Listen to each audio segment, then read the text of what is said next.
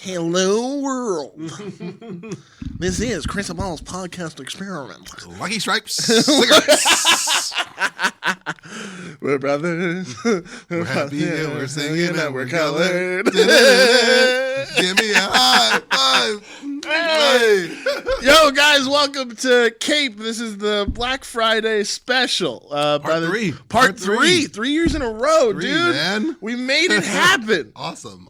We are, unfortunately, though, we are down a member of our squad today. Yeah, we are. We were supposed to have a friend of ours, Corey, who, hey, just things happen. Stuff, like life be lifing, man. Life be lifing. But a future episode, I just got on the phone with Chris. He'll future episode, I think. Oh yeah, we're Black, all of us. Black History Month, I think. His original idea was to like get a perspective from the different decades. Him being 70s, then 80s, and then 90s. So I was like, yeah, okay, that could be actually kind of cool. That'd be pretty But dope. like, yeah, when he texted me, I was like, damn, I feel bad for you. And he was, and he ended the text with something funny too. I mean, he's definitely upset about it, but he was like, this is what happens to black people when they try to do something. Because the white man is keeping us down. Because they invented this goddamn car and they fucked us. I had a couple, speaking of the white man, I had a couple jokes lined up. Okay. Just for this, okay. All right, cool. All right, so let me get my let me switch to that side of my family. Okay, right. there we go. All right. Hello, Ugo. How are you today? Yes. CB4. I'm black, y'all. I'm blinkety blink. You got to preface with that. All right, here's the first one. So, Okay. COVID-19 is called 19 because for the next 19 years, the white man is going to subjugate the black man. All right. Okay. All right. So clap.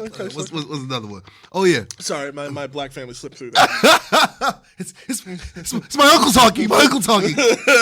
Oh man, what's another one? Oh yeah.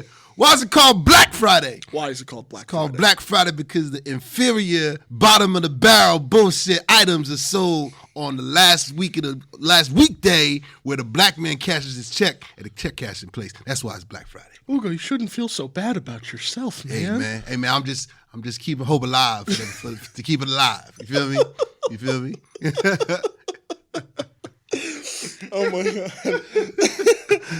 You want to tell the third or save that for the finale? I think we say that for the finale because I don't even remember it right now. Just ribbon. Oh man. But yeah, we here, we happy. We're brothers. We're happy and we're singing and we're colored. Well, welcome to the Cape Black Friday special. Yes. Man, yes. But it is good to see you. It's good to see you too, man. We've been like working. We have been. All the but types you, of like, working, man. And it's unfortunate because I know that like we haven't had a proper chance to like hang out in a minute. Yeah, man. And it's been a while, bro. It has, but like what I love about our friendship is that I know that when I pick it up with you, I'm like, okay, cool. Me and Ugo are good. Like, we're already on two creative wavelengths. Like, agreed. This is already a vibe. It's fine. Agreed. Like 100%. But like, I know that you're still doing awesome work with the Harlem Wizards. Like, what's going on with that? How goes it? Oh yeah, so I'm in my 7th year with them. I'm on the East Coast unit now. I used to be on the national unit a few years ago, coast to coast. Mm-hmm. So this is like my 2nd or 3rd year with the East Coast unit. So we basically go from all tri-state area territory, New York, New Jersey, Connecticut, Massachusetts, Maryland, New Hampshire, New England. So what's so funny too, the Harlem Wizards actually had a game in Howell. Maybe a few months ago or something like that. I think I did that game. Because I want to say I did that game. And I only know that because this honey I was messaging at the time was like, yeah, I'm at a Harlem Wizards game with my son, and I'm just like, oh, how is it? It's fun. She's like, it's so fun. I was like, that's my boy Ugo. Nice. Appreciate you, my guy. Of course. But the minute it popped, every time I hear anything, it's so funny. Anytime now, like Harlem comes into my mind, Harlem Wizards, and then Ugo automatically. Yeah, just think of Puffy. Not that guy. Think of Mace. Just think of Mace, Cameron, and the Harlem Wizards. Not the guy whose documentary's coming out. No. Not that guy. Redacted records. Just blanked out blank. text. Just lots of missing information. Redacted. All the redaction. And then scribbled at the bottom is just like hastily added names. And all just different types of font. No, but I mean, and honestly though, funny enough, when I do think of Harlem, it is the Harlem Wizards, but then Dougie Fresh, that whole scene. But like, truthfully, anytime now I think of the Harlem Wizards, and because me and you were working on something at the time, and I had all the research where I was digging into the history of the thing, and I was like, this is actually like super cool. Like, all that stuff. So I'm glad you're having fun with it. I'm glad you're killing it because I know you fucking are. Like, it's a vibe, man. You know, it's so dope. Like, and shout out to Mar Perdomo, Bravery Studios. That's the goat right there. Still doing the U-Goboy podcast. Yes, sir. We're about to do our annual Dipset Christmas. Yes, it's a Dipset-inspired Christmas party that we do every year at the studio. Inspired? You should come through. Actually, I'm going to send you the invite. You should absolutely pull up. So describe. For someone who's an idiot. So Marv Perdomo, love you, Marv, love you, dog. He is a huge Dipset fan, like myself too. You know, I got more into Cam and those guys like toward the end of high school, going into college. So what he does is he puts on Dipset albums on loop. And then he tricks out the studio. He makes a whole vibe. It's a whole vibe. That's sick. Not to mention, Aballo has dressed up as an early 2000s black guy. I know he's got pictures, and what he needs to do, hopefully, Aballo, you throw some of those pictures. This is where we cut in the footage, yes, right? Or the footage. The footage just it needs to happen. He's got a Galaxy tee. He's got a freaking do-rag. You ever seen Always Sunny in Philadelphia? Yes. It's going to cut to a graphic. Chris Aballo will not be showing those photos at this time. No minorities were offended in the making of this segment of the show. No, but that sounds awesome. And I mean, I haven't been to Bravery in a minute, and I'm due for a visit. I'm telling you this, I'm going to send you the invite right now. Oh, that'd be so dope. So you should absolutely pull up. But no, it's a vibe. It's a great time. Our Bravery fam is awesome. Great podcasters, great business owners, just great people. That was one of the cool things I noticed about that space was like, I thought it was just exclusively podcasting, but then I come to learn like, oh no, there's some other things in there. Oh yeah. But like, I loved how much of a vibe it felt as a community. Yes.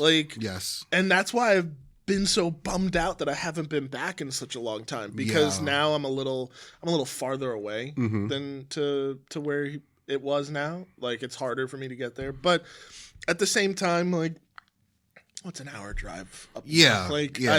I just have to. Yes. So Marv, I'm rolling through. He's coming through for Dipset Christmas, baby. Oh yeah, I'm over the moon, man. It's a great time. It's a great time, and Christmas is always one of my favorite holidays. Facts, you know what I mean? You got this in common. I love this time of year. Yeah, like I didn't mind growing up in the hood. At least for Christmas, because that was kind of like the ceasefire, like. In East Orange, New Jersey, my house was never broken into during Christmas. My mom's car or my dad's car was never broken into during Christmas. The house was never vandalized. Nobody ever stole the decorations. Nobody ever stole the decorations. The crack house across the street was just there. They even had an inflatable. It had a hole in it, but it was an inflatable. Nonetheless, it had a little band. Yes. Exactly. Like it was in East Orange, New Jersey. It's pretty gentrified now. In East Orange, New Jersey, the ceasefire existed and it was understood. The gangs understood, like, listen, yo, it's Christmas, man. We ain't banging on Christmas. You feel me? I'd buy that kid's book. I appreciate it. Yes. the East Orange ceasefire for Christmas. That sounds like make it just completely rhyme like an old school kid's book. That sounds like a future project. Like I would be down for that. Yo, me and you, we writing the book. We're writing a children's book. We're writing the kids' book. Yeah. A kid's book for adults. Absolutely. And I'm doing the audio narration. I'll do it in like Charlie Murphy or Tracy Morgan's voice. Let's go. Let's go. So the Bloods killed the Crips. And the Crips was like, we not doing nothing. Cuomo. They even exchanged gifts on the 24th. Yeah. Oh my God. No, I mean, listen, to be quite honest, like, it's kind of strange that on my side, my family, like, does anything for Christmas. Like, just my dad's side less so, but my mom's side, just a lot of crazy shit ends up happening on Christmas. Like just like life events that were not towards the positive. But I think because of that, my dad who grew up poor definitely really wanted to make sure that like our Christmases felt like a dope holiday. So like I know now as an adult like how much it takes for how much it took for my mom to like really compartmentalize a lot of things to allow us to celebrate properly. And it's something that I've always loved and respected, especially now knowing what's going on. I just give you the gist. Like her brother passed away like right before Christmas and was buried on like Christmas Eve. Oh wow. So that's trauma right there. Yeah, so it's definitely a heavier holiday for my family. So knowing that, it makes me want to appreciate and love the holiday even more, even though it's what causes me grace sometimes. But like at the same time, I love making sure that my people are taken care of. Like that's why I love Christmas. Like, I mean, of course, as a kid, you love it for the obvious fucking reasons. Of course. But all the gifts. All the gifts. All the gifts. But then you realize, like, oh wait, now I get to reciprocate with that. Yeah. Like this is the fun part, is now going on the hunt for what they might like. So now it's, even though, like, of course, as you grow older, the Christmases aren't as extravagant, nor are they as huge. Yeah. They're a little more intimate, though, like, where it's like, hey, I got, like, this is for you, this for you, this for you. Since we're now all adults in my household, it's like, we're all just like, we're broke, we ain't doing shit. Like, 1-2 presents, that's it. Yeah. And I'm like, you know what? Fine, that's cool. Yeah. But no, like, it makes me appreciate this time of year more. And I like, that's why I always go ham on like Christmas music, Christmas like creation things, like, because I like that vibe is just something I love swimming in this time of year. No, I feel you 100%. I remember somebody described Christmas time, like the holidays, as summer for the soul. And I was like, that works pretty well. That's spot on. That's dope. I like that. So I like that. But yeah, that's my connection with Christmas time. I love it. I love it. I have to love it. For me, I was always, it was interesting when I would explain it to people. Because again, for those who don't know, living under a rock, I'm Nigerian. First gen, just like Godfrey. What? 25 letters. Actually, probably more than that. So wait, is it really? No, it's more than that. I got like 5 names. Like, you want my full government? Full government. Full government. Like, where's my camera? There. Right literally there. Literally there. Full government. Ugochukwu Jonah Jr. Obueme Onyanta. Full name. That's fire. That's awesome. Yes. Oh my God, it must suck to get a license. It does. It was not fun. That woman at the counter was like, "What the hell?" Alphabet. I think the lady at the DMV, when I was getting my license back in 2013, I was late to the party with that. Late to the party with a lot of things. With driving too. God. She was just like, "Yeah, alphabet, right?" I'm just like, "Yeah, whatever you want to call it." A, B, C, D, E, F, G. I was like, I don't care what you call me, just issue it so I can drive, so I can stop catching these Ubers everywhere. But no, it's so cool. No, it's dope. It's dope, and it ties into some of the stuff that we're gonna talk about in terms of like relations between first gens and Africans and other cultures and so forth like that. Because you're actually going back. Yes, I am. For a vacation, but yes. I'm going back. My brother is getting married. Congratulations. Congrats, big bro and future sister-in-law. Mm-hmm. She's awesome, by the way. She's great. So yeah, I'm going back to Nigeria in January, and I'm excited for that. I was just there this summer. That was the first time I was there since 2017. That was my 5th time going back, I believe. Do you kind of go to the same general area? Yeah. So I fly into Lagos, which is the old capital. The new capital is Abuja, which is in the northern region of the country. The majority of my family, I got family in Lagos, but the majority of my family is in Enugu, which is further a little bit south. So yeah, it's a good time, and the food's great. Food's incredible, and I got a billion cousins because my dad's dad, who I never met, and I still haven't seen a picture of him. Because isn't that crazy about family? Sometimes it's nuts. He had 5 wives, which is why I don't know how many cousins I have. I haven't met all his cousins. All my cousins. That's crazy. Yeah. So literally at probably every family function, you're meeting somebody new. Whenever I go back, I meet someone new. That's crazy. It is nuts. But the point I was making, like, it's weird. So in my household, Christmas Eve is like traditionally when you do Christmas parties, right? Yeah. Like, especially here in America, whatever. So here, we never did that. Christmas Eve, we spent Christmas Eve planning for Christmas Day. So Christmas Day is when we do everything. Christmas Day is when, and we have the party. Everybody comes in. It's just a day-long party. You know, we show up when you get there. And we used to open up gifts Christmas morning. We don't do that. We open up gifts Christmas Day, Christmas night. Really? At the end of the party. At the end of the party, because my mom, three of her. Oh, you would wait for everybody to come over. Yes, we wait for everybody to come over, and my mom's most of her siblings are here in the States. She's got a couple. She got one in Connecticut, another one in Nigeria. But most of them are in New Jersey. Mm-hmm. So they would come over, and they alternate the holidays between the three of them. Like she always did Christmas. Occasionally did Thanksgiving, you know, until one of her siblings got on her feet.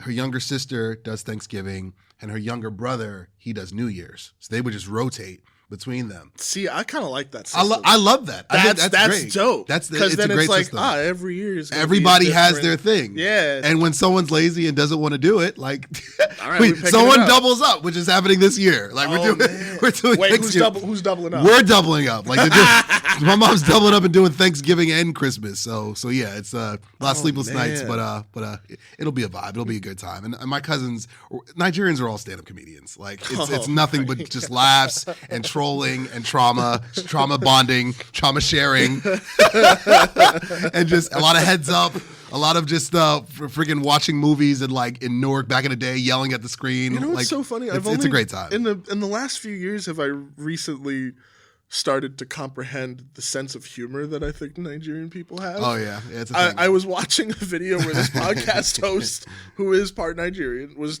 talking about the different phrases that they might use. Someone might say, "I'm having a bad day." Mm-hmm. A Nigerian might say, "My enemies are out to get me." Yeah, I know exactly what. Accurate? So yes, that's accurate. 100%. That's spot on. 150%. I know what podcast that was. It's probably with Godfrey and Kabir Baja Biamila, former Green Bay Packer, I believe. So my God. Yeah, I think Africa 54 or something. That's the name of their podcast. That podcast is so fire. First of all, Godfrey's one of my favorite comedians. I saw him live a couple birthdays ago at the Comedy Cellar in New York with my girlfriend at the time, and we had great seats. It was like I was sitting here, Godfrey was like at that back wall. He was just right there. Isn't a comedy show like that awesome? It's the best. It's the best. I was in tears like the entire time because every joke I get, it hits differently. When you got a first-gen Nigerian on stage, a first-gen Nigerian sitting in you guys are going to click. I get every single joke. Every single joke I get. Every single joke. Like that, okay, that was Tuesday. That was Wednesday. That's my mom. That's my dad. That's my uncle. That's my brother. That's my cousin. Yeah.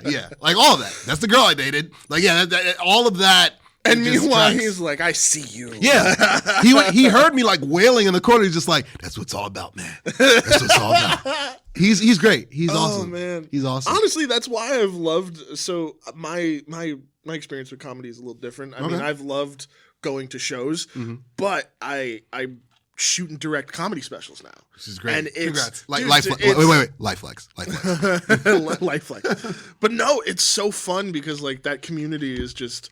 Like, hey, listen, I know every community has their problems, but like at the same time, it's just so fun. Like these guys love what they do. They make people laugh for a living. Yeah. Like, how can you not fucking love that? Yeah. And to be sitting where you probably were and where Godfrey was is such a cool thing because in that brief moment, you in this entire room, everybody here is on the same fucking playing field. Yeah. And there's a magic there. Like, that's so cool. No, it's spot on. It's spot on. And, you know, the thing with, you know, one of my group chats, because that's the thing, the older you get, the more group chats you join. And it's like, these are friendship circles. These are your people. This is your tribe, whatever.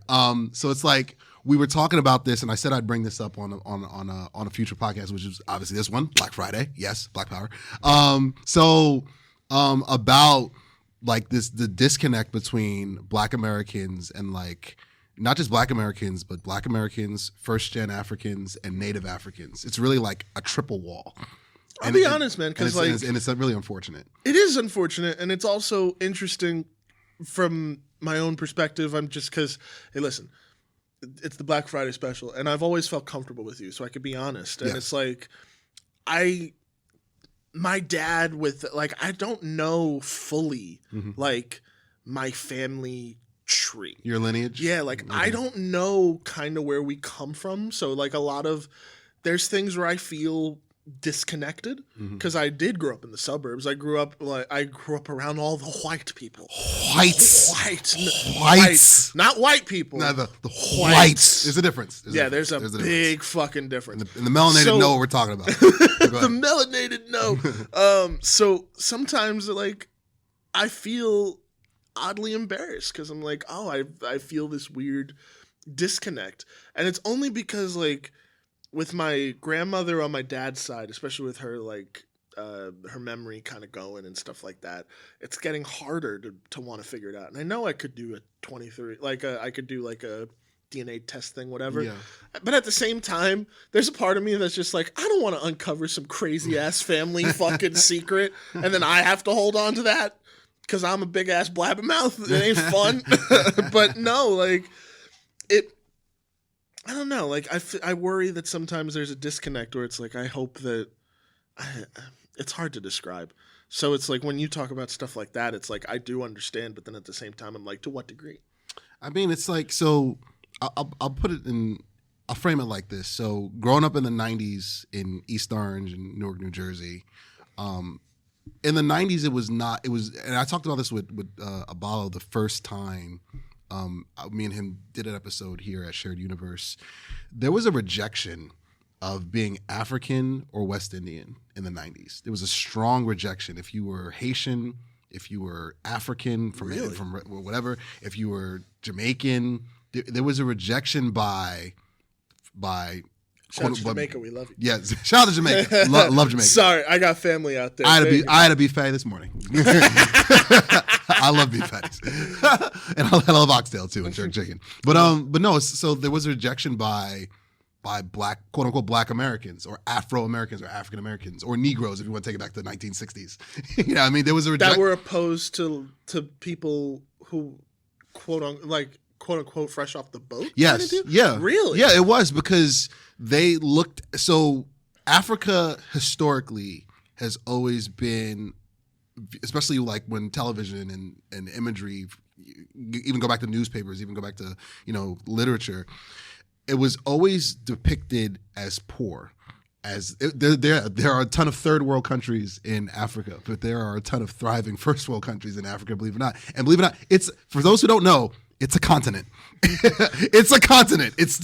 There are people who still don't believe. God. Like I got 2 African chains. I wear them to Chris. Oh yes. When you're editing, put up a map. Please put up a map. Right there. Please put up a map with giant letters. Yes. It's a motherfucking continent. And I know people don't believe this. This is hard to believe. Egypt is in Africa. Shit. It's in Africa. I'm wearing a ring from Egypt. It's Egyptian. Oh my God. So my thing is, I really resented my heritage up until about middle school because I was teased constantly. I didn't really get a backbone and start like with the jokes and started like really maturing into my, all right, I'm dirty. All right, your parents aren't together. You see what I'm saying? I didn't.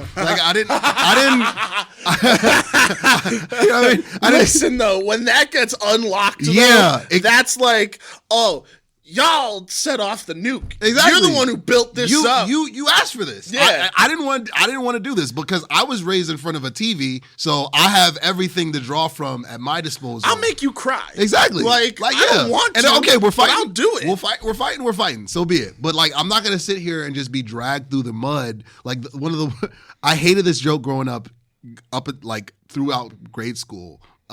Instead of Ugo, a lot of people, I'd introduce myself because I'd hate them butchering the spelling. Just Hugo instead. So be like, oh, Hugo, why don't you go home? And I'm just like, oh my fucking I'm just like, God. but I just got here. I just like, I didn't even unpack my lunch yet. Like the fact that you even had like the ready to go rebuttal, I just got here. Yes. Just fucking, it sent me. I'm so sorry. Yeah. And you know what? Like, listen, my name is Christian. So the minute you say my name, it's like, oh, like the religion, you must be so into God. Fucking kill me with that bullshit. Are you kidding me? And then like it was always that way too, because I was always like, I kept to myself because I had my little group of friends, but at the same time, like, I didn't really mess around with a lot of people. Yeah. So I just kind of kept to myself. And throughout the years, there was kind of only a handful of other kids that even remotely looked like me. Right. So like, it was difficult.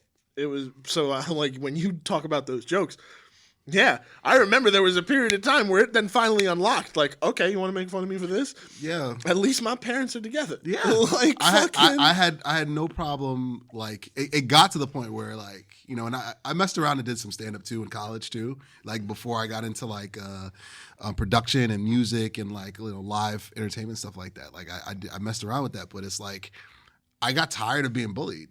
Like, I'm just like, yo, I'm not gonna sit here and, you know, be mad every day and like hate myself and like hate my heritage. Like, no, like, I got jokes too. Like, you wore the same clothes you wore today. You wore them on Wednesday. You know what I'm saying? Like, I could do that. Going back to that disconnect is between people who were coming up stateside in the United States, black people who were coming up in the United States, and the people who would come off the boat and then try to basically assimilate. Yeah, is the disconnect that up until a certain point, our people were just treated so shittily here, and then for these guys to come here and seem to be coming from a place where they thrived, what is that part of it? Or so what it is all of it is rooted in colonialism. Like, the whole point and the whole purpose of colonialism, as is a lot of shit. Colonialism.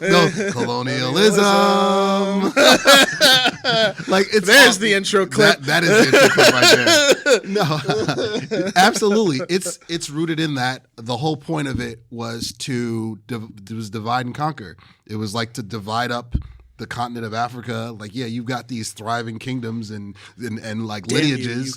You just damn the United Kingdom. So the UK, Spain, France, Belgium, everybody just came in and just got their piece of it or whatever. It's just why you got people from Congo speaking French, or people in Mali speaking French, and people in Ivory Coast speaking French. And you got people like Nigerians. We were conquered by the British. That's why they still use British terminology and this, that, and the third. Same with Ghana. You know what I mean? Like, so the issue though was that traces of that carried over into when I grew up, obviously into the 80s and the 90s and so forth, because that rejection was embedded with Black Americans. You know what I mean? It was just like, yo, like, no, I don't want anything to do with, Africans, like roots, they were slaves. Nah, I'm not a slave anymore. Or Africans, nah, they're dirty, they're poor. AIDS came from there. It's unfortunate immediate perception of what you think. Yes. This is and it's hammered in by the news. It's hammered in by film. It's hammered in by literature and propaganda and just visuals. This is where it feels shitty to be an artist sometimes, because it's like, yo, what the fuck? Like, the thing that we thrive in, because we're creators, is part of the problem. Yeah, it is. Which is why, like, the things that we create especially are so important. Yes. But, like, knowing that I love film and television, but knowing that it's part of that problem, it's part of the problem, is fucking because awful. Because the victors get to tell the story. So you have news outlets for years, and you've got filmmakers for years, and you got documentary creators for years telling the worst of the worst part of Africa. Meanwhile, your cell phone, it comes from material that's made in Congo. Like this is like coal, like natural gas, diamonds, gold, oil, you name it. Some of the biggest oil reserves they're in Nigeria. They're in West Africa. But it's like the issue was there was a blatant rejection of Africa, a blatant rejection of West Indians. There was a blatant rejection of these people because they were seen as inferior. And the turnaround, it's funny when the turnaround, at least from my perspective and a lot of first gens, that the turnaround happened when Black Panther came out. That dude, I was literally just about to bring this up because I'm honest to God, it did. No, because I was thinking look, it is not very often that like milestone movies like Black Panther with a cast that looks like us predominantly happen. Yes. That's rare as fuck. With Disney money on top of that. Disney money? Of all people. They're trying. Disney's trying. Like Encanto was great. But they're trying. But go ahead. They're trying. They're trying. But like that's so funny that the first thought that came into my mind was like, well, that like it I guess it came into my head because part of me was also like, damn, watch that be the first thing. And when you said it, it was like, God damn it. And you know what's funny too? It wasn't supposed to be that way for a number of reasons. It shouldn't have. Like, is it beautiful that it was? So yes, in hindsight, part of me, if I was younger, if I was still in my 20s, I'd be super resentful and be like, nah, the hell with that. Like, they don't get that off. Like, I still got those jokes. You know what I mean? I still got that hate. I still got that bullying. You know what I mean? So nah, like to hell with that. But now it's 37. I'm just like, cool. It's okay. People want to go travel to. They want to go this They place? want to go to Africa now. They want to go there to vacation now. TikTok is great in that regard. Social media is great. So it's funny. Social media is kind of like, which is a double-edged sword because it's good and bad with that. Social media, the positive aspects of social media, when you got these TikTokers and you got these content creators who are like, listen, I'm walking around the streets of Nigeria. I'm walking around the streets of Ghana or whatnot. I feel like I'm in UK. I feel like I'm in London. Look at these skyscrapers. I didn't know it was like that and this, that, and third. That part, the travel content creators, keep doing what you're doing. Keep doing what you're doing. Like I applaud that or whatnot. So that's helping. Ding. Yes, exactly. Because we're fighting colonialism. But is that going to be the fucking recurring thing to this episode? That'd be hilarious. That'd be hilarious if it was. But so it's funny. It was funny to me and ironic because Black Panther comes around, but Disney had an excellent opportunity with The Lion King to at least start the conversation of like, okay, this is what this place that we don't really talk about too much, it's like this. But what do? They have fucking talking animals. Yeah. There wasn't a single the only person that was in Lion King was the Haj Uesha guy, and you don't even see him. It's just talking lions and talking freaking koalas or whoever the hell was out there. You know what I mean? Like it's just they dropped the ball with that, and all that did was add to the resentment and add to the bullying and add to the the fire and wrath that. But at the same time, you gotta look back and be kind of glad that it fucking wasn't. I'm glad they tried. I'm glad they tried. I'm glad they tried. I am. But then you look at the list of people that made Lion King. Listen, that's one of my favorite fucking Disney movies. Yes. That soundtrack to this day. Same. I just can't wait to be king. Same. I love the movie. Like I don't want to be here like that's the thing. Great fucking movie. Disney, we like it. Yeah, it's colonialism. Get down on a shirt. We love it. But what I will say though is that had it been that thing, I think might have added, unfortunately, in the long term towards the resentment. Because if you do look at that cast, it's not that at all. Right. Like, it's the celebrities of the time peppered in with a couple of people of color here. James Earl Jones. Fucking Simba was played by a white dude. Like, fucking, so it doesn't really click cast-wise, unfortunately, till the abysmal remake comes out. Yeah. But then, by that time, it's a live action remake. The damage is done. Damage is done. But with Black Panther, what I found so cool, but unfortunate, is just like, man, it really took this long. And not just that, it's like, you had people showing, and this is the comedy that, again, first gens like myself experience watching it all unfold in 4K. Like, you go to the theater and everybody's wearing dashikis. You go to the theater. Whole drum quartets are just showing up. Like 23andMe made billions when that came out. AfricanAncestry.com, like which if you do go the route to try to get your DNA, I would go that route. This is like an infomercial for African Ancestry. Like African Ancestry will actually tell you where your actual tribe is, like where your village is. I mean, it goes really in depth in your lineage, this, that, third. Luckily for me, I know where all that stuff is. Like I know where my father's village is. I know where my mother's village is. I know where my grandparents are buried. Like I have that connection. Because My last name is Cortez. Exactly. Cortez comes from my dad. Mm-hmm. That's Hispanic. Yes. So where the fuck does that come from? There's some conquistador in there, bro. Yeah, there has to there be. just So is. like, there just is. That's got to be fascinating on that side. Yeah. So like there will be a time when I do. It's just like, I don't know. Sometimes I feel like, especially with everything that goes on in my family, like with my dad and all that stuff, I feel like, oddly enough, that sometimes I have to get permission to do certain things. I mean, but I don't. You're a grown ass man. No, I do. No, that's the feeling, is that I do, but I do it out of, I just mainly respect, because especially with my uncles, I was very close, like with especially my Uncle Jason. Mm-hmm. So like anything, like when I talk about like this side of my family history and stuff like that, I'll probably talk with him about that stuff more than I'll talk to like any other people. But like, yeah, no, I'm so curious now, because like it is, especially with the Cortez connection. Although the funny story that I heard about that was that our name, this is allegedly a family story. Mm-hmm. Our name was originally Cords, and my grandmother changed it because she was doing gospel music. Nice. And was just like too on the nose. And Cortez might have been born out of that. Oh, that's but either story I'm about, because I'm like, either grandma decided, we're Cortezes now, or it's some conquistador shit from back in the day. Colonialism.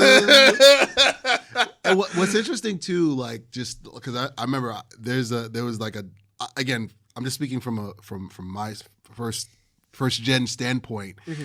There was a double rejection, because you were rejected by Black Americans, but you were also rejected by Native Nigerians that didn't grow up here. Like, there was a term, I looked it up. It was called JJC.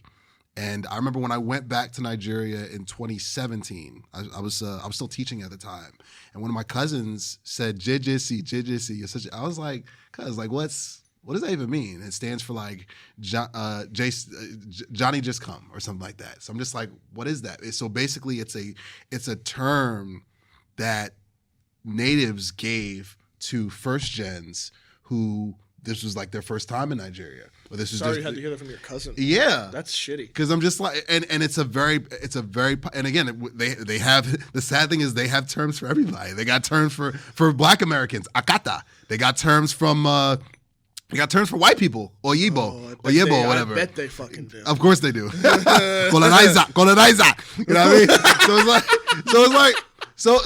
mean? But it's like, where do you fit in? And I remember on Godfrey and Kabir Bajabilamili's on their pod, they talked about it's like, yo, you got to the point, especially if you're a first gen like myself, you're just like, where do I fit in? Like, I'm not Black enough, and I'm not Nigerian enough. Like, where, like, am I just a mutt? Like, where's my, am I just like lost in the wilderness? You know what I mean? It was frustrating. To know that you had that experience, first off, I'm sorry.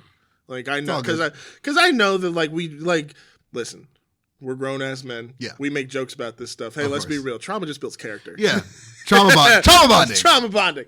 But like, to go through that as a kid, it sucks. Like, I guess mine isn't necessarily about my connection to the quote unquote homeland as much as it is just like, oh my God, just I'm not Black enough. I'm not white, or I'm not white enough. Right. Like, because some people would just think like I was just a white kid who just tanned very well. Yeah, or you're mixed. Or I'm mixed. Your mom's which white. Which is fine. And I'm white, like, your dad's Black, or vice versa. But no, I'm Black. Like, this is who I am. So chicken. Just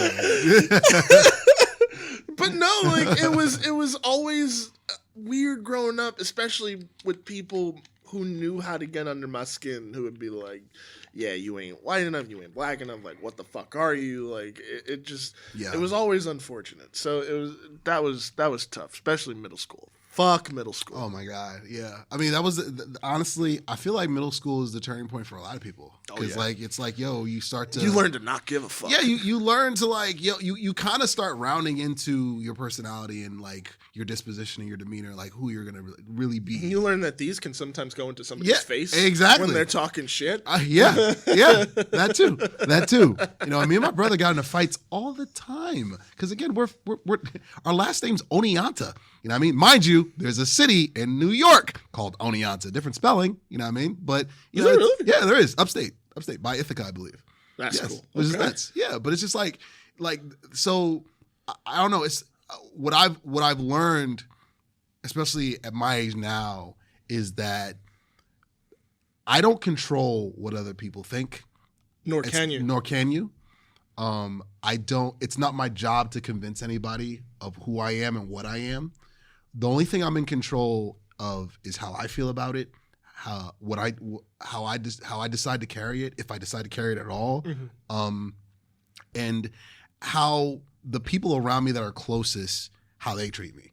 You know what I mean? That, like, honest to God. So it's like, you know, I feel like a pitfall about it, you know, about that disconnect. And, you know, I remember I was a part of 2 clubs or 2 orgs in college that I had great conversations about this kind of stuff. I was a part of Black Caucus, and I was a part of the ASA, African Student Association. I think we actually talked about the Black Caucus. Yes, we did. We did, yeah. We absolutely did. Probably two Black Fridays ago, possibly. Wow. Very, very possible. I mean, hey, is the third one. Why not? Which is Why not? wild. They just keep getting better. This is the opposite of the Fast and By the Furious way, franchise. man, I hope that what I'm talking about is like coming across, because like I don't often talk about it. No, it's like it's hard, but like at the same time, it's also kind of freeing because it's like I don't get to talk about this stuff very often. So I'm very appreciative that like you also have an understanding. Yeah. So thank you. No, dude, it's great to have these type of conversations. It's one of the reasons why I got into podcasting, you know, because, you know, unfiltered, authentic conversations. Had to just sneak it in. Right in there. I'm not wearing the hat. The hat was just not going with the dashiki, so I wasn't going to do it today. You got to make a variant though. I have to like wear the chief hat the next time. You know what I mean? I had one in the car. You got to get it with the patch. Yes. I got one in the car. I was just like, I don't want to wear it. Like, let's just stick with the dashiki. The full fit. The full fit. Oh my god. But no, it's just like I got into this world of podcasting, and I got into this this community of different content creators and people that have these textured, nuanced conversations, because it's like, it's important. It's very important. And on top of that, I've got so much experience in so many different worlds. You know, I grew up in the hood, but then I went to prep school, and then from prep school I went to Penn State.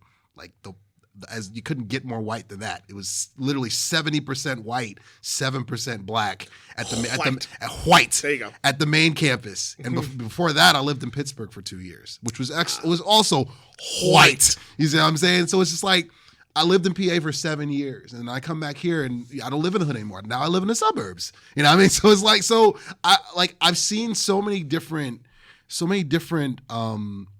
communities and so many different worlds. And what's great too is so many of my close friends are in New York, and I'm in New York all the time for work, and just because so many of my friends are there. Like, that's in itself a whole thing. We joke that New York and New Jersey, they joke and clown me because they're just like, well, New Jersey is its own country. I'm just like, yeah, it is though. It is. My joke is Jersey's the center of the universe. Like there's so many things here. But what cracks me up is I'm just like, well, I can find parking by my house. That's what I can do. I don't have to go to a parking garage to get into my place on this, that, and third. Because I'll get clowned to be like, you see this? You see this? This is called a driveway. Yes. You see this? This is sidewalk. Like, I was trying to parallel. I was in the Bronx yesterday, and I was like, I was trying to parallel park in between 2 cars, and like the homie I was with was just like, you good? You good? I'm just like, I'm struggling, but I'm gonna get this. That's just what it is. You need to mind your own business right now. Yes, like this is gonna happen. My enemies are winning, and I'm not going to let them. My enemies are winning. The car will enter the space. You have to give it time. Rome was not built in a day. I just do the African things.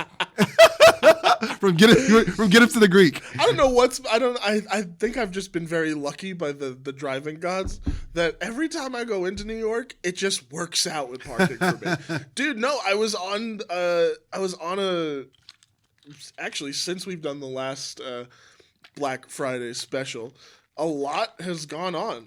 Just like creatively, life and stuff. One of the things that has happened is that had my first acting role in a movie. Congrats. And, So clap. Thank you. So clap. And it was awesome. I went out to Brooklyn. It was supposed to be 2 days, but it was only one. And got to be in this like independent comedy that they were shooting, which is always fun. I love being on film sets. I'm a filmmaker. Of course. That was awesome. That's your happy place. That's your happy place. Oh, fuck yeah. It's my happy place. Yeah. But that unlocked this love of acting that I didn't know that I had. I mean, I love directing, but like to be a performer is so different. But we're going to explore that a little bit more 2026, 2027. But I bring that up because when I went into that city, when I went to Brooklyn for the shoot, they were like, you should probably, and I didn't see the email till later. They were like, you should probably get transit in. And I didn't see that until I was crossing the bridge. I was like, well, shit. And then I pull up to the house and lo and behold, parking space right there. You love it. Just whoop in. And everybody was mad at me. They were like, of course they were. They're like, why? Because it's how? I'm like, como?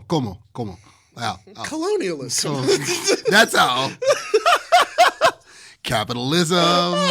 That's the sequel. That's the sequel. Capitalism. Wait, colonialism's up here. Yes. Capitalism's down here. Yeah, exactly. How are you going to fund a 400-year transatlantic slave trade with capitalism? Oh, Chris is gonna have fun. He's gonna have a ball with that. Both start with a C. Oh man. But no, I do so much driving into the city for work. So much. Like for the Wizards, a big chunk of our games are in Long Island, Staten Island, upstate New York. In the summer, we're in the boroughs. We're in the Bronx. We're in Brooklyn. We're in Queens or whatever. So it's just like Do you like it? Do I like driving into the city? Yeah. I don't mind driving in the highways. Okay. Driving in fucking Midtown is the worst. It's the worst of the worst. I've realized that this is a toxic trait. It's terrible. And it's so bad. I'm about to admit something that's probably going to be terrible. You're welcome, Chris. I enjoy it because I think that it's the best opportunity for me to let like true anger out. like the toxicity of our cities. Why do you own the world? No, I'm not generally an angry person, but and I don't mind driving in the city. Meanwhile, I was that person for years who was like, absolutely not. Yeah. We will take the train in. Same. Until I started working. Until I started working. Yeah. And I did not have a choice. Actually, the first time I ever drove into the city, it was by I had to do it, or else we weren't going to make a film that weekend. It was to pick up gear in Midtown, right by Times Square. Mm-hmm. We were maybe 2 blocks away. That was where my school was. And when I say that we overloaded my poor Buick to the point that it looked like it was sloop. Oh my God, driving in the city with that fully loaded was crazy. Yeah. But that was the first time where I was like, oh, this isn't so bad. I just have to allow myself to be very angry at idiotic drivers. It's not so much the drivers are awful. Don't get twisted. The drivers don't get it twisted. The drivers are abysmal. They say Jersey drivers are worse. New York drivers. How are we bad? Houseway. Meanwhile, these motherfuckers are casually wearing skirts because they fucking crash their cars literally that often. Have you looked have you looked at some of the cars, their condition? We're just talking one borough. Just one borough. Just Manhattan. Listen, just Manhattan. Just that borough. Everything I have said also is with a big asterisk, because if I could, I would bubble wrap my car every fucking time I go into the city. Exactly. But I don't. Hey, I live in Jersey. I don't need to wear a fucking bumper skirt because I hit people so many times. I don't. Yeah. Okay. We pay a lot of tolls. That's. Some of us don't. I would take the tolls over the toll on my car any day of the freaking week, bro. And it's not, again, the point I was making, it's not just the fact that the other drivers are bad. The cab drivers are literally stuntmen. Stuntmen literally with nothing to lose. Fucking ready to go at a given moment in time. Oh my God. And ready to give it all up for this fucking taxi medallion. Everything's on the line. Everything's on the line. The traffic lights, traffic signs, freaking lanes. Everything is suggested for cab drivers in New York. Everything's suggested. Oh, 100%. Everything. But you want to know something so odd is that sometimes I am fascinated by the audacity of those drivers. You know what I mean? Like sometimes you'd be watching how they maneuver through fucking traffic and you're just like, the balls on that person. Like the way that I have seen taxi drivers completely cut me off to then proceed into the following lane to do the same to thing. then stop an entire line of traffic to pick up a passenger and not give it a second glance. It's the boldness for me. It's the audacity for me. It is. Meanwhile, they're in the cab just listening to like jazz, living life, like not even angry, like because this is a Tuesday for them. This is just what they do.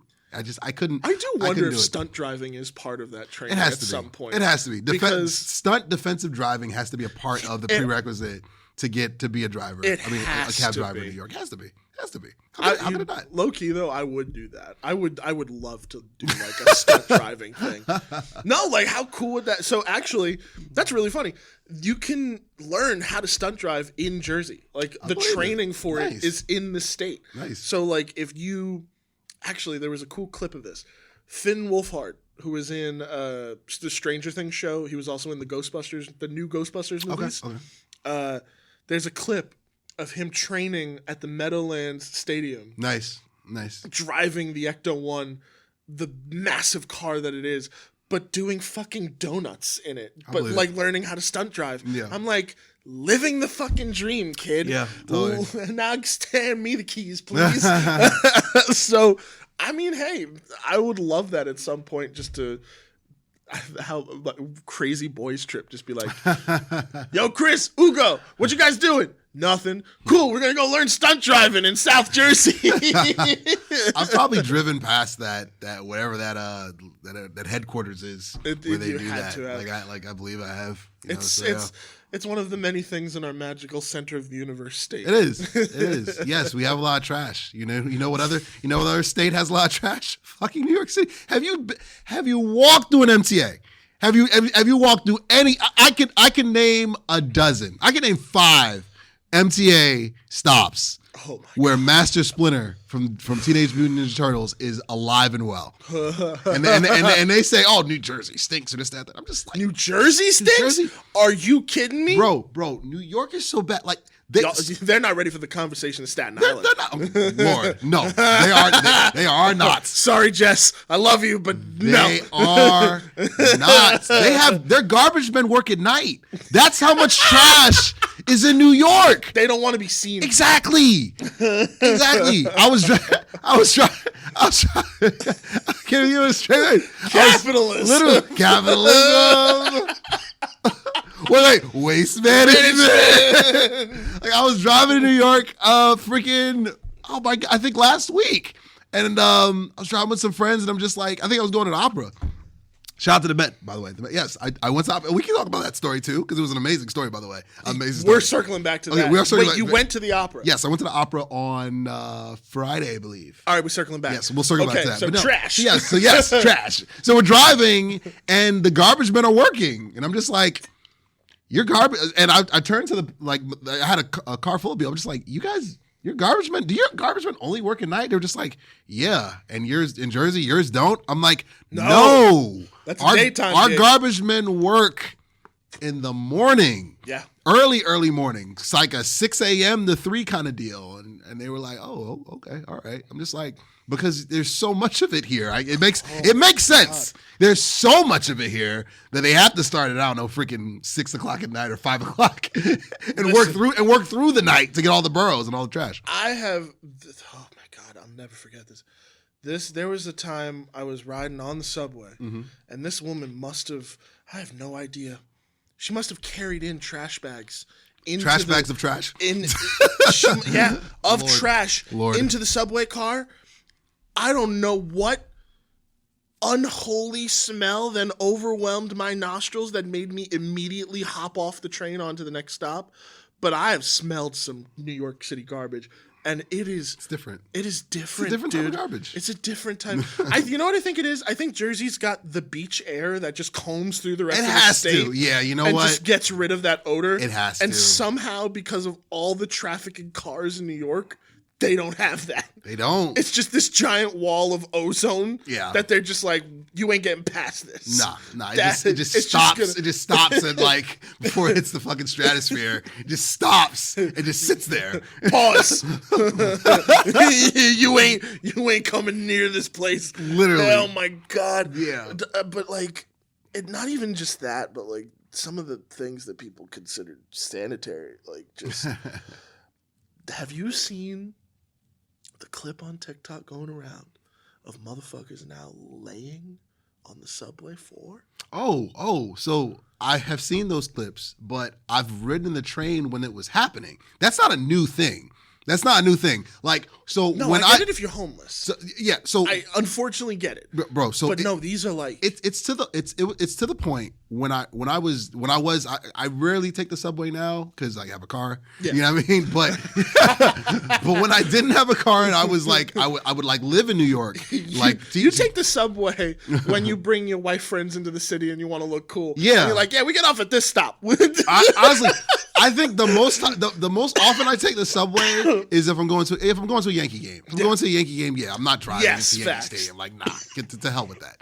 Like, no. So, but when I was taking the subway frequently, and like we're talking like 2015, 2014, a couple years when I was teaching, because I taught from like 2013 to 2019. So I would teach in the city doing SAT prep in the summers for Shout Out to Minds Matters. Made a lot of money with you guys. 2016, 2017. That was my time. When I lived in Harlem, I was commuting from Midtown to Harlem I was living in Harlem, went to school Midtown, always taking the subway. Yeah. That was how I explored New York. I stayed in with a buddy of mine. He's in LA now. I stayed in I told you about he works on the movie show. Shout out to Randy Troy, love you dog. I would stay at his place in Inwood by Dykeman. You know what I mean? I'm sorry. I would stay in his place in the Dominican Republic. Correction. Dominican Republic, New York. You know what I mean? And I would take the A train or I'd take the 1 train into work every day. But so it's just like, it was nuts because I knew there was a homeless problem in New York. I understood that. But taking a train at night or in the middle of the day and you're seeing a homeless man ass cheeks out right on the bench or right on the floor or just standing with no clothes on, like just seeing that, I would be there and be like, when I get home, I'm not going to sit down. I'm taking a shower. Everything is coming off and I'm going in the shower because this is ridiculous. And so now at this age now, if I take the subway to a Yankee game or whatnot, I do nothing touches any furniture. Everything goes right into the hamper. Which is why I get so irked out when I see those clips of the people just chilling on the ground, lounging, waiting for their train. Like, bro, I've probably seen a person take a shit where you were laying. Yeah. Like, what is wrong with you? Yeah. You are purposely trying to turn yourself into a Teenage Mutant Ninja Turtle. You are. I mean, I get the appeal. I do. Pizza. But no. Fighting. Fighting. I get it. But that's about it. That's about it. All right. Now we circle back. Yes. You went to the opera. I went to the opera. Shout out. Shout out to the Met. What took your bougie ass to the opera? So one of my group chats. Everything's full circle. One of my group chats. Colonialism. No, wait a second. No, that's capitalism. Capitalism. So one of my group chats, pretty much all of us went to Penn State. Okay. Everybody except this group chat. This particular group chat. Yes. It's designations. Literally three guys. It's three. We call the chat the Living Single Reboot. Yeah, there you go. I came up with it. I'm taking ownership of it. I am. And if the homies watch this episode, they're all gonna troll me in the chat, and I can care less. Love you guys anyway. But no. So in the Living Single revival chat or whatnot, I forgot who one of the girls. It was their idea, and it was like, yo, let's fucking go. Let's do something classy. Let's go to first. It was the ballet, and then nobody could make it because of scheduling. And then we were just like, let's do the opera. And I was kind of against it at first. I'm just like, opera, probably not my scene. But everybody agreed and said yes. I can't be the one odd man out who doesn't go. No. I can't. That looked terrible. So I used the PTO with the Wizards. I took a day off. And we went. And before we went, because there's no food inside, obviously. There's just snacks. But there's drinks. They got bars. Yeah. You know what I mean? Where'd you go? Lincoln Center? Yes. And I saw Carmen. I saw Carmen. Whoa. It was so good, bro. Like, so we got sushi before at a nearby spot. We got some drinks at another nearby spot, which was right next door. And then we just walked over to Lincoln Center. I found street parking in New York, believe it or not. On like, you were struck by the parking gods. Literally. That like, if I see a meter there, I'm just like, let's do it. Let's do it. So load that motherfucker up. Load it up. I mean, I only put 2 hours on there and I got away with it, but I rarely do that. Really. And why dot? Please don't charge me. You know what I mean? So they're monitoring the Chris Aballo podcast experiment. Literally, I'll get charge his account right now. I get speeding tickets from them all the time, and it's crazy because the points don't go on your license. They're just like, yeah, we just want to jip you out of $50. So yeah. Fuck you guys. Quotas. Port Authority. Exactly. So anyway, so we got food and drinks early, like around 5, and then we just walked over into Lincoln Center. Because I know that area, so I probably know where you guys were hanging out. Everything was nearby. Let me tell you something, dude. Like, I know that like it probably sounded like I was gonna crack jokes and shit, but opera's amazing. It was dope.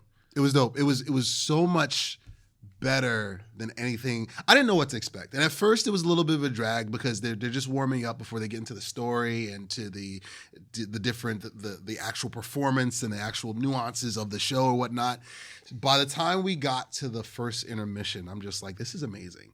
And the whole thing was in French, but there's subtitles right there in front of you. You just hit a button and you need German, you need English, just boom. Okay. Yes, so it's right there. I'm following along. And this actually made the New York Times. So about 10 minutes in, I cannot make this up. Like, I'm going to send Aballo the article so he has to put it in this episode.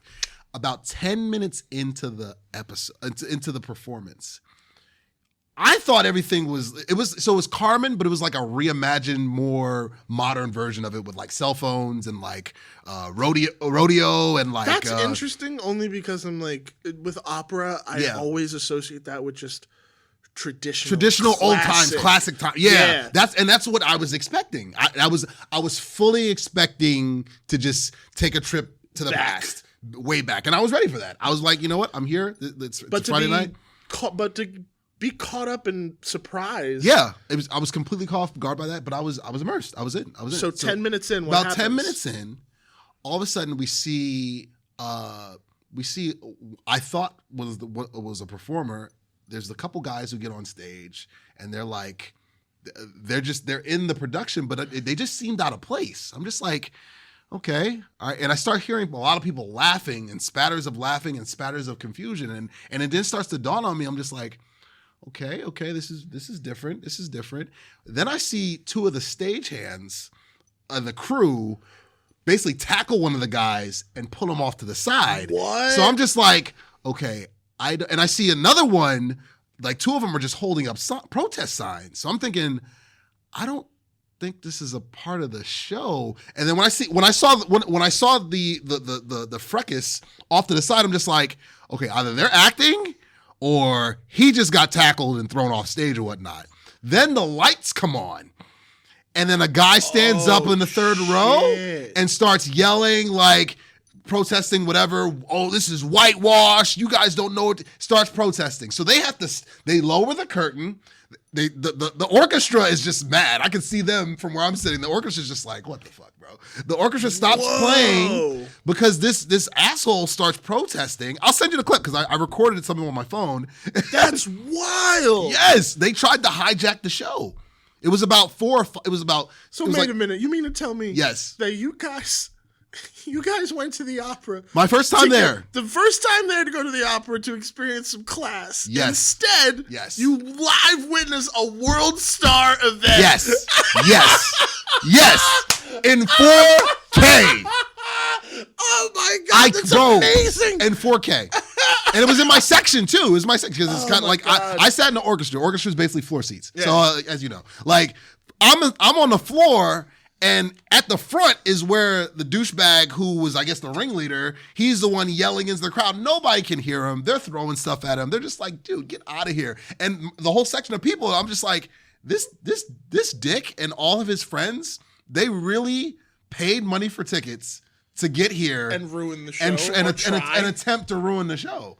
So he like security finally, I don't know what's taking him. Security finally gets there. They basically chase him out. Him and his cronies, they get arrested or they get taken off out of the building somewhere. And then about a day or two later in the group chat, one of my boys gets the New York Times article where they're talking about how the Met trial was attempted to be hijacked. The performance of Carmen was attempted to be hijacked at Lincoln Center, and I'm just like, I was there. It was like the Leo DiCaprio from Once Upon a Time in Hollywood. I'm just like, I was right there. Totally. So yes, of course. Just my luck, bro. My first time at the opera, World Star. You can't make this up. You can't make this up. That's oh my God. You have to use that someday as a cap to a story. I will. I will. That's will. Crazy. It was nuts. Oh man, but I mean, so they obviously go back to the show. Yeah, it was. So there were two intermissions basically. So as they were trying to like restore order, they were trying to like security was like basically scouring to make sure that there wasn't like they didn't have like homies or this, that, and the third or suspicious characters that could be like that were dressed similar to these guys that were just waiting to try to do it again. Yeah, they basically were just had to probably do a sweep. Yeah, exactly. They did basically a sweep. So luckily I was able to go to the bathroom and jump in real quick, and they started back up. And then and everything was smooth after that. Got a ton of really dope pictures. I went with a really great group. That group chat is awesome. Like we're so tight. They were at my watch party for What Lives Here on when I did on Labor Day at my house. I'm gonna do a house party at my birthday. Now on Tubi, for sure. Yeah, I'm gonna do a house party for my birthday in February. You are 100% invited. I already told Aballo. Like, so it's funny. You'll get to meet everybody that was there for the most part. Yeah, for the most part. I think maybe one of them. I'll get to meet the Living Single Revival. You shit! Let's do it. Awesome. Yes. Yeah. It was. Oh, man. It was a blast, man. It was a blast. Would I go again? 1,000,000,000%. 1,000,000,000%. I was like looking up stuff on like the Met. So I was like, yo. What's another? What else is going on? What else y'all got? Like, I would definitely pull up again for sure. Absolutely. Man, so I've not experienced opera firsthand, but like so you understand, music runs in my family. Yes, like it is right, and rightfully so. It hits. My mom described going to the opera one time and the visceral reaction that she had going to it, and I've always been entranced at the idea of going one day. I just think that I love my friends, but I don't think I have the kind of friends I would be like, yo, let's go to the opera. Like, you know what? I would love to be surprised. Like, it's weird because it's like I actually would like to see this modern reinterpretation of Carmen. Yeah. Like, that sounds really cool. Yeah. But my experience with Lincoln Center, I went and saw, so I always try and see like cool happenings in New York, and I always try and save them on Instagram, whatever. Try and go. But there was this one thing my mom sent me. Do you know who Kid Koala is? He's a DJ. Okay. He scratches. And he had this thing that he was touring around called the Storyville Mosquito, and it was a live animated movie puppet show. So he, off to the side of the stage, was an entire troupe of artists and cameras who were filming this story happening, and Kid Koala would scratch and score it live with a band.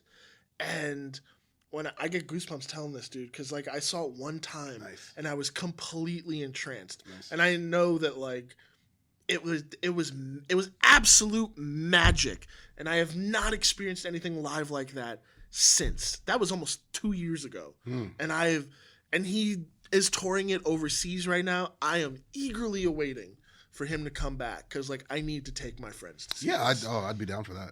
It is so cool. That sounds fun. But it's also like I want people to be more into like these live events. Like, it's one thing to go to a concert. Yeah. But like to experience art in that way, I think people need to. So what's dope off of that story too, it's like, you know, I think, you know, because, you know, some of my backstory, you know it, but some of the viewers who don't know it, you know, right out of college, I was signed to a record label, You know, I was opening up for artists, which is crazy. Which is nuts. It's like right out of high school, like you get drafted to the NBA or some shit like that, or right out of college, like you get drafted immediately to the NFL or whatever. So you right to it. You know, what I mean, there's no in between. There's no figuring it out or whatever.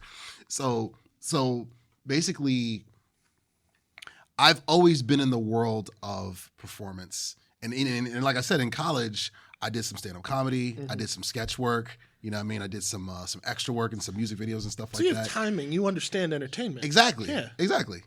So it's like I always knew I'd be in the world of live entertainment, live production somehow, some way. Like honestly, my 7 years of teaching, I needed to do that because I needed to kind of recalibrate myself and basically get my footing and get my mind cleaned up and absolutely unequivocally know, okay, so you're not going to be a teacher, and that's okay. That's great. That's awesome. All right, at least you know this now. Yes, at least you know this now, and not 25 years later. Right, like okay, this is my second act, and I'm 69. You know what I mean?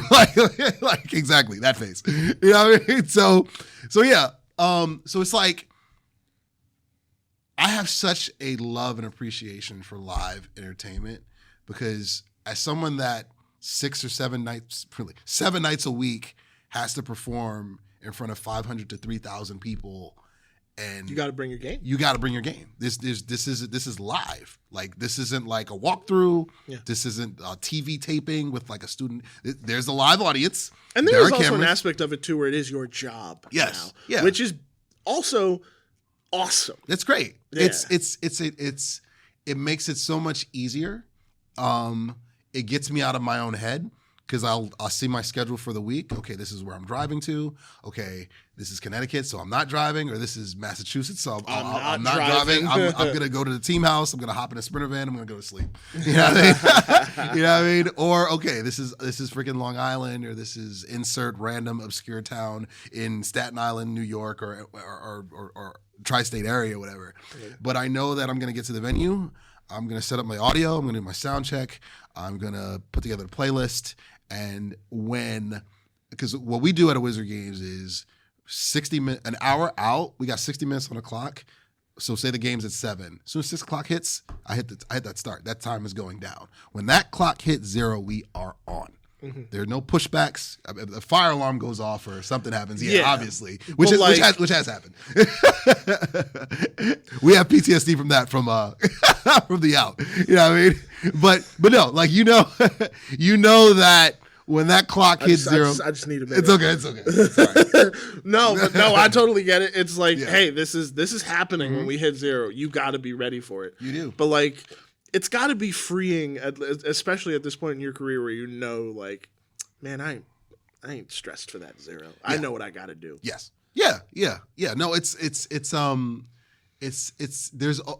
a healthy anxiety, but it's not an anxiety of like being unprepared or an anxiety of like, oh shit, like what do I do? Like, oh my God, it's all these people. It's just an anxiety of like, it's the good kind. That's why I say it's good anxiety. It's like, yo, I can't wait to this is over and we're signing autographs and people are coming up to me like, dude, I've had DJs come up to me afterward. They're just like, dude, where are your turntables? I'm like, I don't have any. I'm like, they're just like, so wait a minute. You live produced, you did sound, you did audio, and you DJ'd all from there. I'm like, yeah. And I did announcements too. Yeah. And they look at you like you got 13 heads. Yeah, they just look at me like, I had a guy from the NBA, a guy who works in the NBA now. I'm actually, hopefully some good conversations come from that. He's been in the NBA for like 30 years as a director. And we did a game in Tom's River like last week. Afterward, I connected with him and he's just like, I was sitting right next to you. How? And he's just like, yeah, literally, come on. Listen, like, he's just like, bro, you did all of that. Like you didn't have any backup. The only person next to you was the scorers, the person running a shot clock. Like you did all of that. I'm just like, but that's what makes an artist like you, such a wonderful threat. Yeah, because film and TV, as like, look, I just wrapped my latest short film. It took almost a team of 23 people to bring that shit to life. everybody had specific roles. But I also come from production where everybody wears multiple hats. Yes, you have to. You have to. You're a producer. You're a producer. You have to produce. Yeah. Literally at the heart of it. But continue. Sorry. No. It 100% goes into the conversation. You have to understand what it means to wear multiple hats. Yeah. And I think that you're a better artist for it when you come from that place. Yes. I mean, hey, that's how I got my start making movies. I made movies by myself or with my brother, and I did everything. Yeah. I did the writing, the directing, the producing, the edit, like everything under it. Yeah. It was a Christian Cortez cut and made movie. Literally a one-man band. Literally one-man band. Yeah. So I think that especially in people who are in these traditional roles now, because as you advance into film and TV, you start to realize that everything does get delegated. Yeah. But it's to make that machine well oiled. Yeah. It's not like, are there some vanity roles? Absolutely. Yeah, of course. But everybody does a thing just to make sure that this train runs on time. Yeah. So I think especially people who are so immersed in that system, especially coming from the past, because it was much more difficult. Yeah.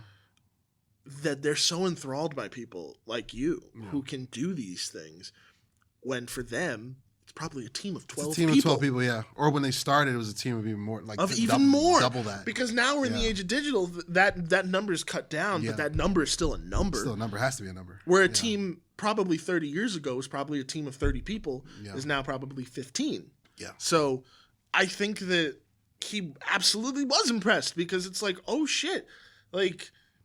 The perfect example of this, if you ever get the opportunity, go watch the taping of like a live show and see how many fucking moving pieces there are. I've done it. I've done it. I watched No, like a live TV show? Like a live, yeah. Yeah. I've done it, and I've done it, I like, I love behind the scenes stuff on like, same. Of like, shows or movies or this, that, and the third, where you get to watch like the crew or the grips and this, that, and the third, like just doing the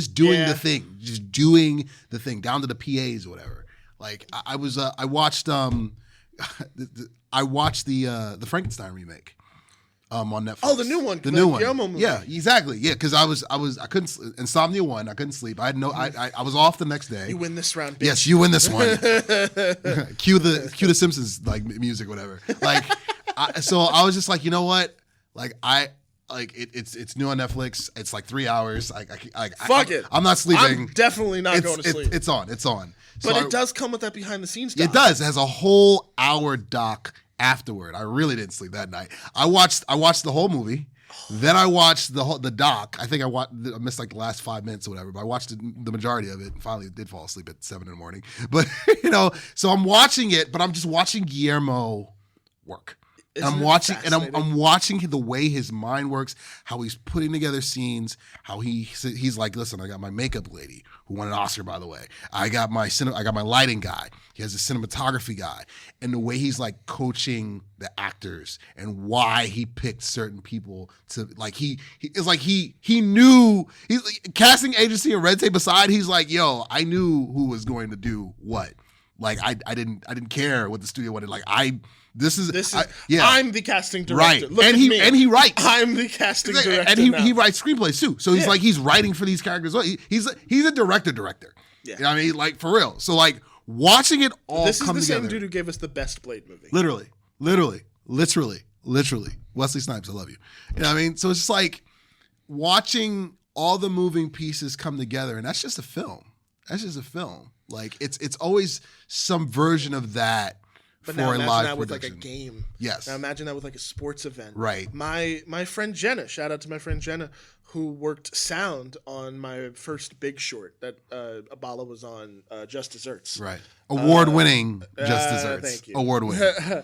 She now does audio for NBA games. Nice. And first off, amazing. Good for her. She worked her ass off to get to that point. Absolutely. But I can only fucking imagine what the inner workings of that must look like. Yeah.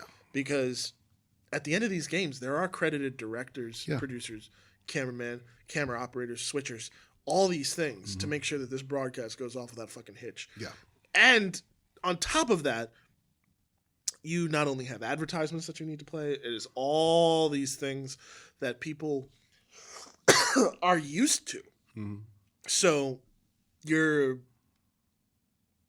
keeping up with what's come before. You're making sure that the quality is still ever present. Mm-hmm. And I can only imagine, like, especially like if like, of course we love what we do. Yeah. But like that's got to be a crazy system. Yeah. I mean, it's moving parts.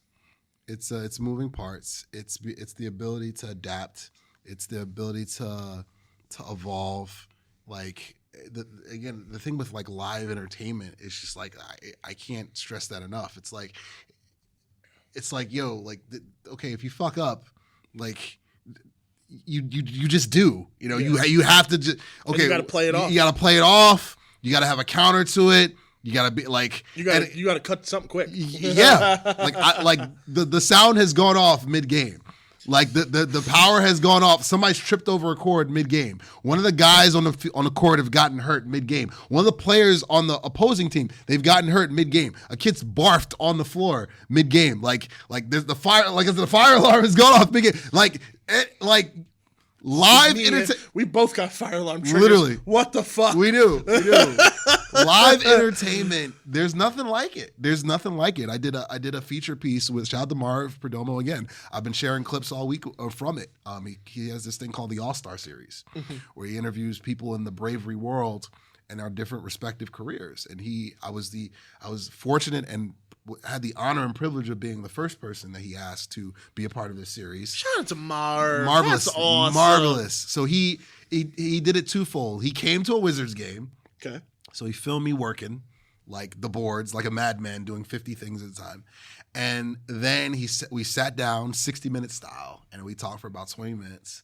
And he asked me some just hard-hitting, like in-depth, like real questions about like, like your purpose and like where you were, where you came from, how did it shape you to here, like your art, like your vision. Like that's awesome. It was so dope. And I remember a few questions that really hit home. He was just like, like, did you always see yourself doing this? Or like, how do you see this now versus how you see it back then? Or like, and it's just like, I always saw myself doing something like this. Yeah.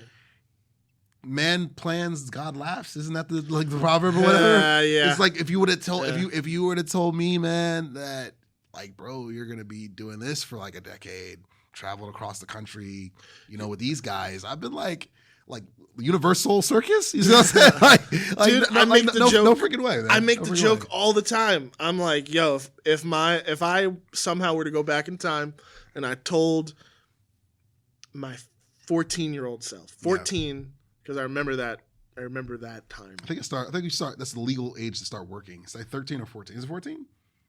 14, 15? I think it's 14. I think it's 14 in Jersey. Yeah, it's 14. But I remember. I would love to go back and tell that kid, hey, look, not only are you making films, you help basically run a podcast studio and you work for your favorite filmmaker. And I've always said that kid would laugh in my face and say, you're lying to me. So I like it's a weird also level of wish fulfillment. It's like this is what I saw myself doing. This is what I committed to doing. I knew I was going to be in the arts, and I mean, I also had the benefit of having the family that was super supportive of it. Yeah, like I knew at a young age that I wanted to make movies, and my mom and dad were just like, "Bet, okay, let's help them do it." Well, that must be nice, man. That must be nice. I'm sorry. Yeah, when you're first gen, it'd be like if you're not a doctor or a lawyer or an architect or a professor, you didn't even go to school. You're not even a person. I was like, because I was pre-med my first year. Yeah, my first year in college, I was pre-med. I'm gonna be a sports doctor. And by the second semester, I'm just like, I'm not going to be a doctor. I'm not doing this. This is not what I want to do. I don't want to do this. I want to be a sports journalist or a sports producer. And you're like, producer, what are you producing?